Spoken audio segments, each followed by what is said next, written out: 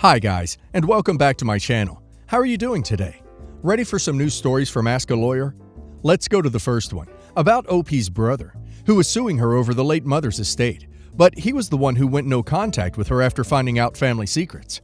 Listen to the story to find out what the secret was, and of course to hear my insights. Enjoy the stories, and don't forget to like and subscribe. And of course, don't forget to leave a comment.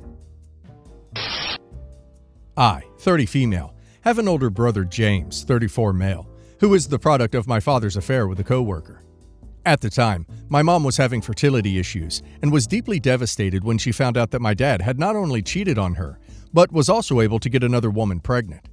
She filed for divorce, but was pressured by her church and several family members to forgive my dad, and eventually caved when she found out that my dad's affair partner was going to put the baby up for adoption. While my mom admits that the first year was rough, she was able to love and accept James as her own, and many people viewed me as her reward for showing my dad forgiveness. Growing up, I never imagined that James wasn't my full brother, because my mom adored him so much. Eventually, my mom found out that my dad cheated again, but this time followed through with the divorce. James and I were very upset about what our dad did, but James seemed especially angry and often clashed with our dad about it, and in a fit of rage, he told James that my mom wasn't his real mother. My mom tearfully admitted to the truth when confronted. James was 16 at the time, and it was always my mom's intention to tell James the truth at 18, but he was still upset on the matter. Out of spite, James didn't go to college like my mom wanted, and moved in with friends, barely talking to each parent. Eventually, it was discovered that James had reconnected with his bio mom, and to make herself look good, she painted my mom as a crazy woman who forced her to give James up so she could get a baby, and James believed her. At 21, he called my mom an evil woman and wanted nothing to do with her ever again, and she broke down. I became estranged from James over this, especially since he found it in his heart to resume a relationship with our dad. Last year, my mom found out that she had cancer, and when she tried to reach out to James, he sent her a voicemail reiterating that he thought that she was the worst, and again, wanted nothing to do with her. She didn't even get the chance to tell him that she was sick. I was enraged, but my mom begged me to not say anything to James or my dad, that she had finally accepted he didn't love her anymore and just wanted to focus on her health. I honored her wishes, and when she found out that she was terminal, my mom still insisted on not reaching out to James. She passed away, and I was so angry that I didn't even tell James or my dad about the funeral. Well, James found out, and imagine my surprise when he called me enraged about not knowing that my mom was sick and how he didn't know about the funeral until weeks after it had happened. I hung up and sent him a copy of last voicemail he ever sent her before blocking him. A few days later, I had to go to court because James was suing me over my mom's estate, but he got nothing. He's still angry at me for not telling him about my mom's passing or the funeral. So am I the a-hole? OP honored her mom's wishes, and OP's brother essentially made his decisions, and he has to live with his choices, and inevitably to forgive or see reality on his own. I feel bad for him for what he found out and how, but family isn't just made through blood. It's made through love and actions. OP's mom loved him and did what his bio mom couldn't for many years. He should have forgiven her for not telling him she wasn't his bio mom, or at the most, communicated with OP's mom about his feelings and why he felt them, so they could have discussed it and resolved it. He sounds immature, and instead of listening to OP's mom the second time around, he shut her out without listening. Those are his choices, and what happened as a result of them are the consequences he has to face. And now let's see if the community agrees with me.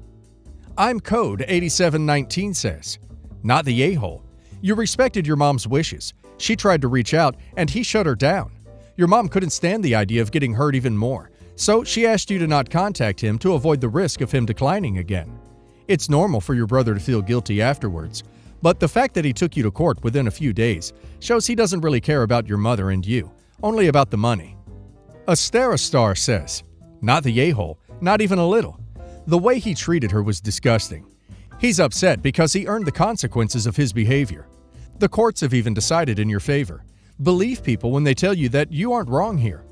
I also understand none of this makes the situation better. You lost your mom, and the final loss of your brother is also very real. I hope you're able to find time to take care of yourself and heal. X_21 says, not the a-hole. Can't turn your back on someone and then freak out when you aren't told information. And then to sue you in an attempt to gain something from her estate? mind blown. He has guilt. There's not much you can do about it. Maybe if he calms down, you two could attempt to talk about things. But he is wrong to expect something from her after all this time. So, in 1964, my grandpa bought what is probably the first Mustang ever sold in our state. He rarely drove it, kept it covered in his garage, and did all the required maintenance on time. I got it from his estate when he passed away. It is one of the only 1964.5 Mustangs in existence that has all matching numbers, original paint, original interior, wheels, and with little to zero rust. It's also a convertible, which shoots the value up considerably. It's almost impossible to price, but a car this model that has been repainted and interior done can exceed well in advance of $50,000. I've had offers from collectors to buy the car sight unseen for $75,000 to $100,000. To modify it even slightly would not only wreck the value, it would also really destroy a piece of American automotive history. So, two things happened recently. We found out my wife's mother is really sick and needs to move to NYC, and we can't afford to park a vintage car in the city. Secondly, my niece came into some money from her other grandparents' side. She has just as good of memories of my grandpa, her great-grandpa, driving her slowly around the country in this precious Mustang. Without knowing we were moving, she asked if I'd be willing to sell her the car. We talked extensively about the car's real value versus what she could afford, about $15,000, and how if I sell it to her at that price, a huge condition of the sale is that it stays in the family and it can't under any circumstances be modified for all the reasons I listed above. I was very explicit because I know her long-running and very abrasive boyfriend is a base god, or so he has stenciled on his truck, and was worried he might think the Mustang was his play toy. She promised me over and over again that she understood what a special deal she was getting, and that she would never neglect or modify the car. She and the base god came over, and he instantly started talking about cutting it apart to fit his huge wheels, tearing out the back seat for his speakers, etc. I'm sorry I ran out of the room. This was a much longer exchange than I can type here. Basically, I told her the deal is off, and she walked away crying that I was a jerk for backing out like this. I tried to tell her I can't let $85,000 in value disappear with a single cut, because he wants a new toy. Then I got several calls from my aunt and mom, accusing me of being very crappy to my niece by not keeping our agreement.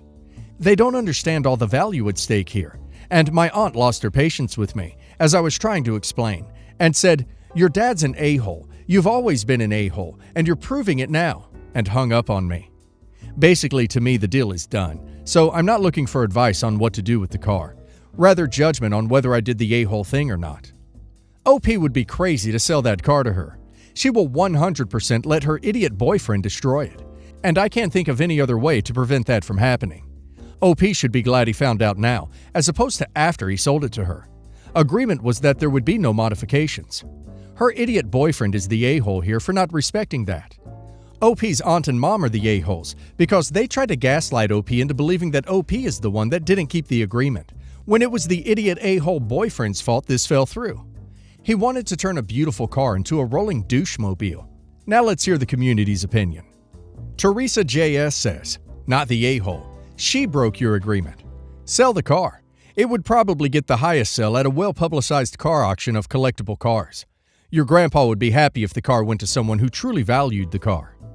Garden of Paradise says, "Not the a-hole. A deal is a deal. In exchange for a $70,000 discount, all she had to do was not alter the car. She couldn't even stick to that promise before the car was in her possession. Sell the car to someone who will appreciate it." Bacteria16 says, "Not the a-hole. Like literally at all. You are super nice for even considering selling it to her and losing out on $85,000, where you know collectors won't do anything to it and keep it safe. Where her boyfriend is going to mess it up. Don't sell it to her. You can't keep this one somewhere safe while in New York City?" I, 35 male, was married to Laura for 7 years. We have a son who is 10 now. She was the light of my life. When we were both 28, we found out she had a rare form of cancer. She passed away 5 months later. This crushed me, and I was left drowning in my grief for a long time afterwards. My son and I have been attending therapy weekly ever since. It's been tough, but I feel like we've made a lot of progress. I didn't feel up to another relationship for a while. I filled my time with hobbies, friends, and spending time with my son and family. Then, a little over a year ago, I met Kayla, 33 female, at a work event. We share a hobby that's pretty niche where I live, so we had a great time chatting about it. Eventually, we began to go out together. She's great, but differing from my wife. I love her for who she is as an individual. I was hesitant at first, but after speaking with my therapist, I decided to try for a committed relationship if we took it slow. At first, she was amazing. I told her about my past and that my son comes first, even before our first official date. She was very compassionate and understanding about everything. After a few months of smooth sailing, I decided to introduce her to my son, and they got along great as well. For the first time after Laura's death, I could start to see a possible future with someone else. Everything started to go downhill around 4 months ago. She seemed to be a bit more distant than usual, so I sat down with her one night to ask her what was wrong. She teared up a bit and confessed that she felt I had been neglecting her lately. She then said that she feels like I'm using her as some replacement for my dead wife. This came as a total shock. A part of me will always love Laura, but I didn't feel like I was ignoring Kayla or anything. I asked for some specific examples, but she didn't say much afterwards. I felt guilty that I had made her upset, so I ended up apologizing and arranged for us to have a few date nights, and she seemed happy again.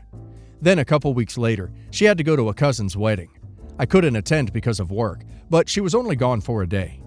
When she got back, I asked for some pictures, but she just said there hadn't been any of her. I thought it was a bit strange, but didn't pry. Then, the next day, a coworker of mine showed me one off of a private page on Facebook. I was shocked to see an expensive pair of my wife's earrings on Kayla. In my son's room, there's a small cupboard with pictures of him and his mom, letters from her, and some of her prized jewelry. I checked it as soon as I came home, and the earrings were returned to the cupboard, but in a different spot. I confronted her, and she got mad, yelling at me for assuming she'd be so careless as to lose or damage the earrings. I told her I was just hurt she'd go behind my back and take something with sentimental value, even if they were beautiful. She eventually broke down and apologized, and after a serious talk about boundaries, we moved on. Things improved for a while before her strange behavior started. It began with her changing her hair color to match my wife's.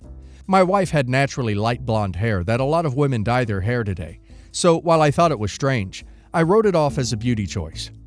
Then she began regularly straightening her hair.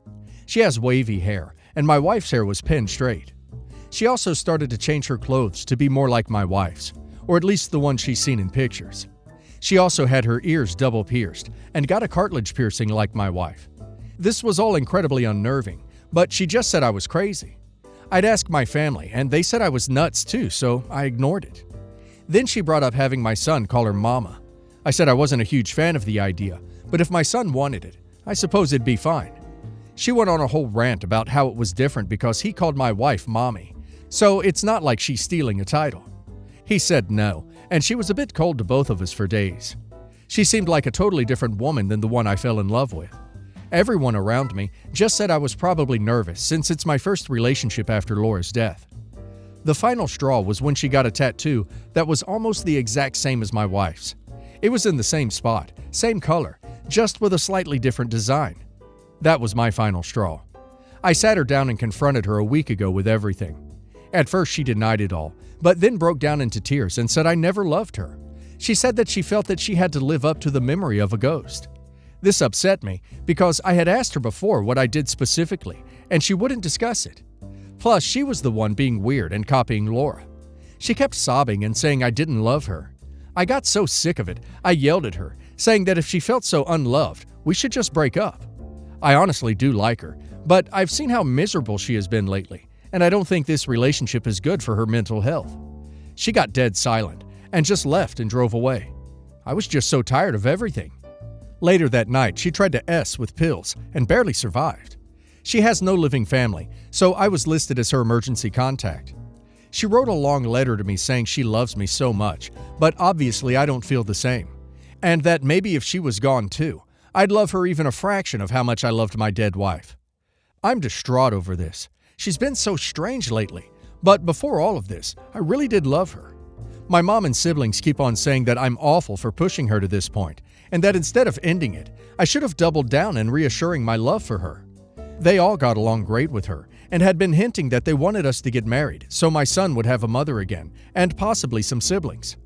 I didn't think I was the a-hole, but my whole family is being cold to me, and I have no idea what to do. They're saying I should go visit as soon as possible and support her with this to rekindle our relationship. She's so unhappy with me and seems obsessed over my dead wife.